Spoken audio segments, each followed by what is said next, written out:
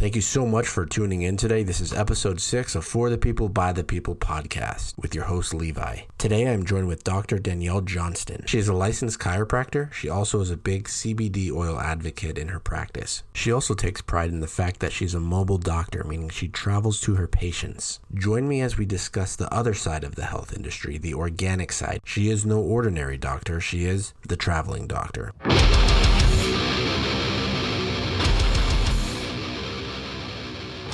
So today we're joined with my new friend, Danielle. How you doing today? Hey there. I'm doing great. Thank you. It's a beautiful day. I agree. Yeah, Danielle and I met online. She's a new friend of mine. I've been getting to know her the last couple of days with phone calls and stuff, so I'm pretty stoked on that. So Danielle, you are a doctor. Why don't you tell the people a little bit about yourself?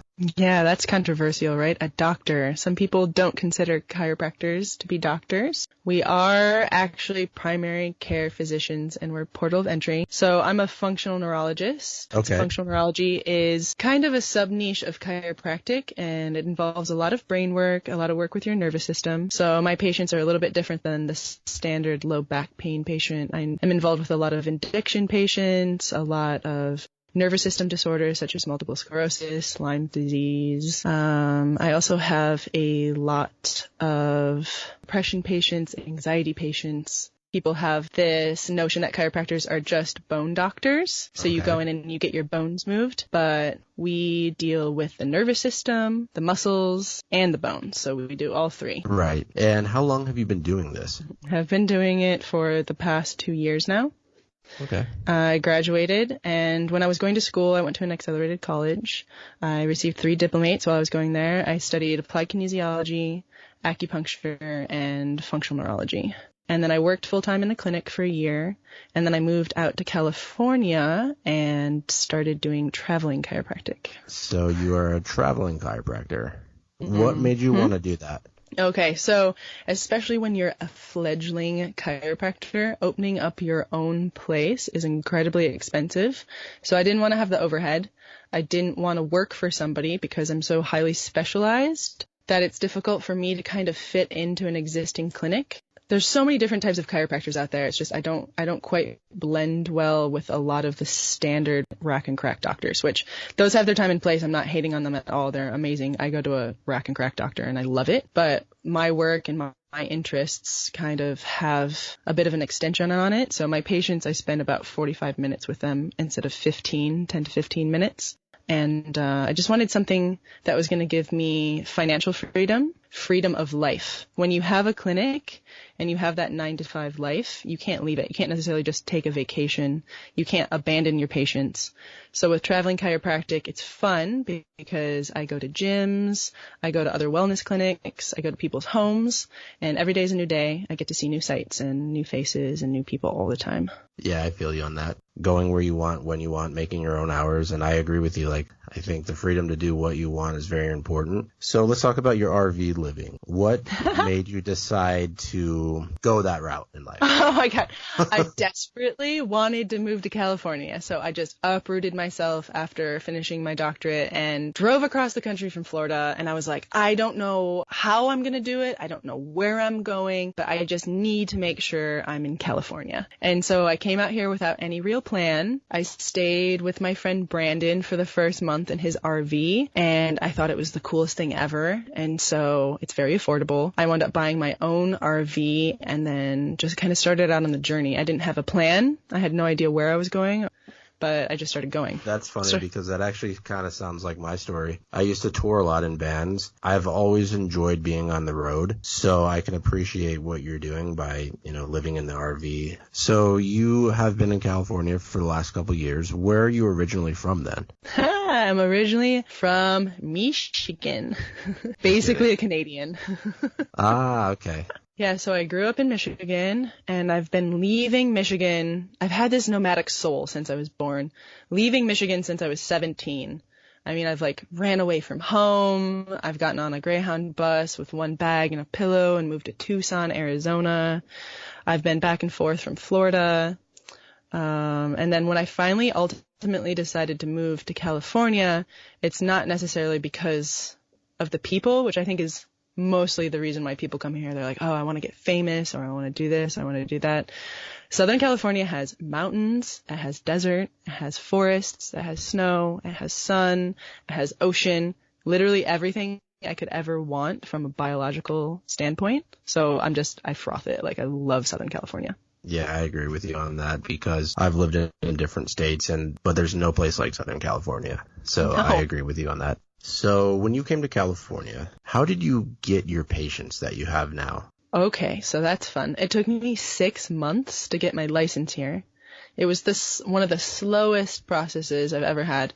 It's funny because I had applied for my Florida license and got that in 2 weeks, and then applied for my California license, and it took me what felt like 6 months. It might not be quite 6 months. It might have been like 4.5, and I might be exaggerating.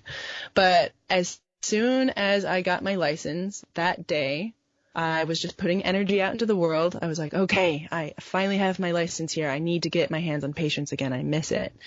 And I wound up going to the hot tub at my RV park and met this family. This woman had chronic low back pain. She was on all sorts of opioids, and she wanted to get off of them. She wanted to be out of this pain and the slavery that she had to this pain.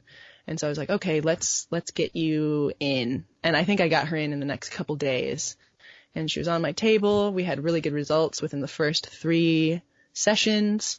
And she wound up telling a bunch of her friends. And I think I got like 3 new patients from her.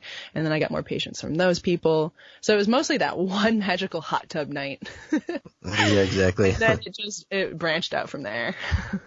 That's pretty cool because when I moved to California, I kind of had the same thing. I didn't know what I was going to do. I lived in a little studio.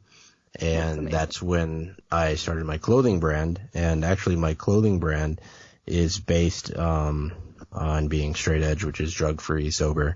And I felt like I saw a lot of friends suffering from addictions of all sorts, drug addictions, alcohol, even bad diets. And they were literally dying of strokes and stuff like that. So I felt like for myself, the only thing I could offer was the only thing that I was good at in business, which was selling t-shirts, selling apparel. So that was one of the main reasons I started that, is because I loved helping people and telling them that, hey, you don't have to do drugs, you don't have to do alcohol and all that stuff. I remember when you and I were talking and I was getting to know you, this is one of the main reasons I'm really excited for this podcast, is you said you help recovering drug addicts, but in an organic way, a natural way. Why don't we talk about that? Yeah, so there's a lot we can do with habit breaking, with applied kinesiology, that I do with my addiction patients. A lot of nervous system cleansing. I talk to them about diet and habits to help them recover the brain damage that's occurred while they were on whatever their drug of choice might be. And then I opened up my CBD business.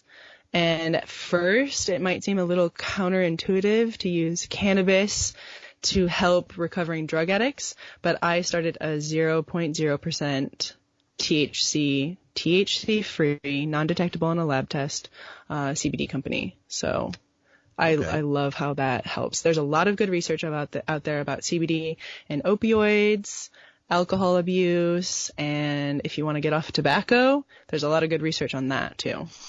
Right.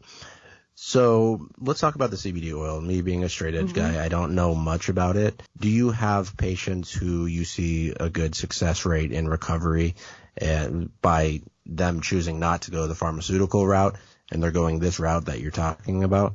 Oh, 100%. Definitely. I mean, there's hard research out there with CBD. It's basically showing that it not only has the potential to restore cognitive function, including impulse control. It promotes neurogenesis in the brain. It helps people with the anxiety that they have when they have addictions, which I think is really interesting. It helps them. I think the biggest part is probably, that I've seen at least, is the impulse control. So being able to say, being able to be around alcohol and say, nope, I don't actually want a drink. I'm not craving a drink right now.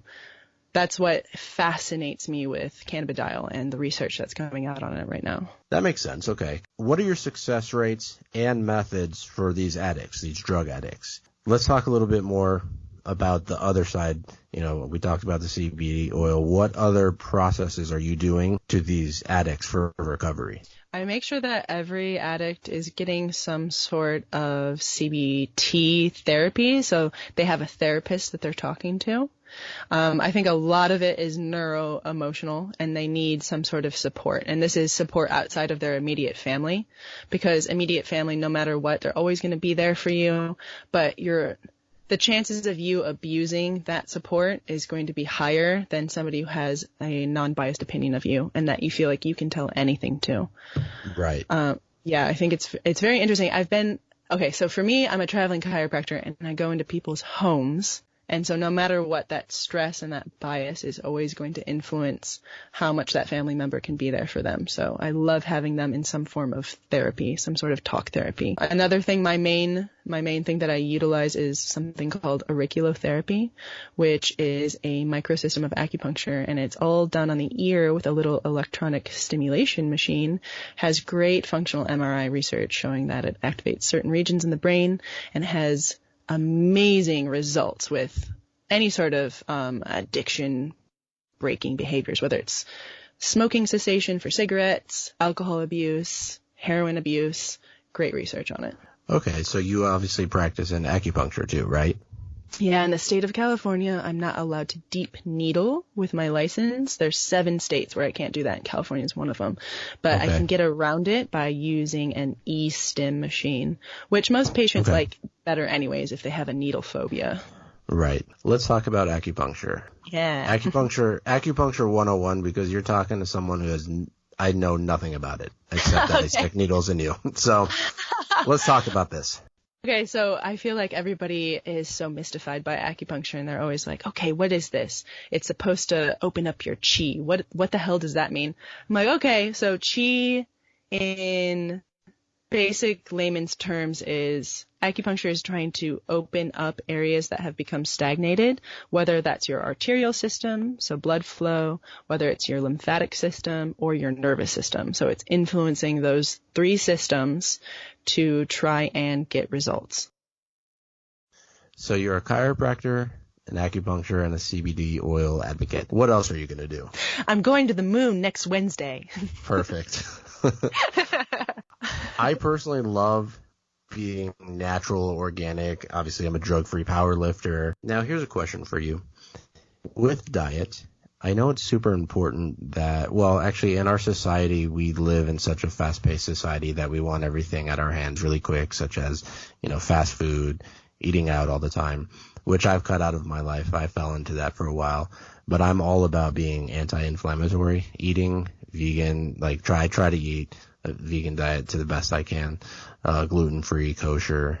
Do you think that our society pushes such a horrible diet that it really does affect the mental health?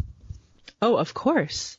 When you're inflamed, your entire body is thrown out of homeostasis, which is essentially stability. And things are not working as they should. Your brain's not working as it should. Your liver's not working as it should. Your GI system, your gut is not working as it should. You feel a lot of chronic pain. You feel anxiety. A lot of people fall into depression because things are shutting down. Your body is shutting down because it's so inflamed. I totally agree with you on that because I'm learning that firsthand. I've cut a lot of things out, and just being free from that has opened up a world of a difference in my life. I mean, I don't crash as easy during the day. I don't have to turn to pre-workout, stuff like that. I don't even have to turn to a lot of caffeine anymore because now that I'm living a cleaner diet, it's literally making my body strong and my mind. Of course, you're functioning at full capacity. You're not looking at these quick fixes to give you some sort of sustainability throughout the day. Your body is just simply functioning as it should. We shouldn't be tired at 9 o'clock in the morning if we've been up for 2 hours. You know what I mean? We shouldn't have to have a coffee. Those are all sources. Those are all drugs. We should just be able to wake up, eat cleanly, and function throughout the day without any pain. That's the theory, at least. Our bodies are very intuitive. We have this innate intelligence that allows us to heal internally if we're giving our body the correct building blocks. And once we stop doing that, once we start increasing the inflammation in our body, we see a lot of dysfunction. I agree with you. I think especially in the fitness world, you either are 100% in or you're on and off. And I think if a lot of people would just take the time to dial in their diet, they would see their mental health change. They would see addictions drop because they're putting their focus into their health and into their fitness world, which will translate into dropping a lot of, negative things in their life in all aspects. So with all of your practice, what would you say to like maybe someone who is struggling with addiction, but it's not on the super serious level and they do want to get help, but they don't want to go through the pharmaceutical way? Mm-hmm. What would you say the 101 step would be for them? 101 step is to find a support system, whether it's a natural doctor like myself, if it's a therapist, some sort of outlet, whether it's a group, it's a community, some sort of outlet where you can talk about your anxieties and your fears. I think that's the biggest thing, is knowing you're not alone, especially with addiction. Everybody feels so isolated. Same with anxiety, same thing with depression. That's why there's such a high suicide rate. People feel like nobody out there can understand them. And as soon as they realize, oh, other people are suffering from the same thing that I am, other people are like me, then you realize, oh, this can change. This isn't new. This isn't this isn't just me. There's other people out there that have gone through the same thing that I have, and they have great success stories.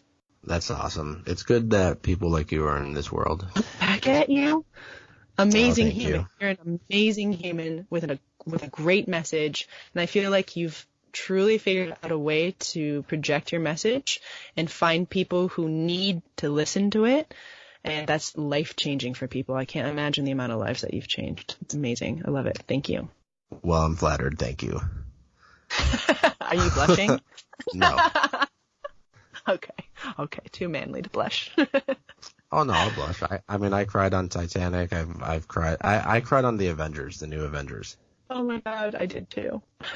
Full on tears. So if people want to look you up, how can they look you up? What are, I know you have your organic company. Why don't you give all your information right now? Sure. Okay, so I have my CBD Instagram where there's a lot of good research-based posts. It's Pacifica Organics. And then you can also go to www.pacificaorganics.com. And then if you want to learn more about what I do as a traveling chiropractor, you can go to drdanielletrinity.com. Awesome. I just want to thank you for your time, taking time out of your night, especially on my favorite show of all time, Game of Thrones. Season finale is tonight. I live in a world where I don't have any sort of TV, so I don't know what that means, unfortunately. All lays on you. Thank you so much for having me. It's fun to talk to somebody who is equally as curious about mental health as me, and it's been an absolute pleasure. Thank you. Thank you.